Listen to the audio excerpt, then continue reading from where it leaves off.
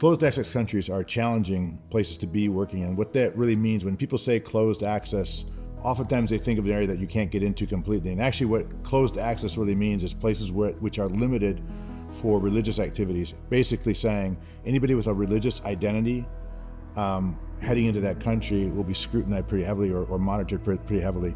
But oftentimes you will not be given a visa for a professional Christian visa, like a missionary visa. You can't get those.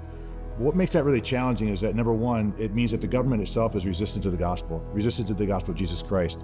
And it's also resistant to kind of foreign influence most times.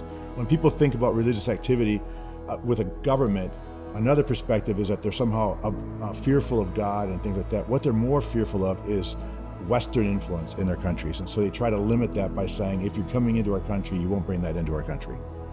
What makes it really challenging and difficult in closed countries, specifically, is the area that you have to find access to be able to live there long term to accomplish what God's brought you there for. For us, it was to see a church established among a minority people group. To do that, it was very challenging. You had to be there long enough to be able to learn the language, first language, the national language, and then learn the minority language, the second language. Most times in closed countries, the government is really resistant to you getting into those areas, which make it even more challenging. So how do you stay there long term?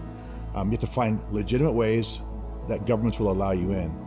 I want to kind of dispel another thought. People think you sneak into closed countries. Well, you can't sneak into a closed country. You can't be in a closed country long enough to do all of that. So it has to be a way that the government wants you there, that the government will accept your reasons for being there to allow you to stay there long term. What makes it really challenging is you're continually watched, monitored, and suppressed from any kind of religious outburst or conversations with people. Sometimes the government will prohibit you from talking about things, and so you have to be careful with that.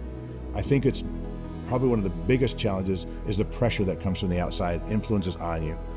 The feeling that you're being watched and monitored, the feeling that people are always looking after you and nervous about what you're doing there. These are all things that weigh heavy on people's minds when they're in closed countries.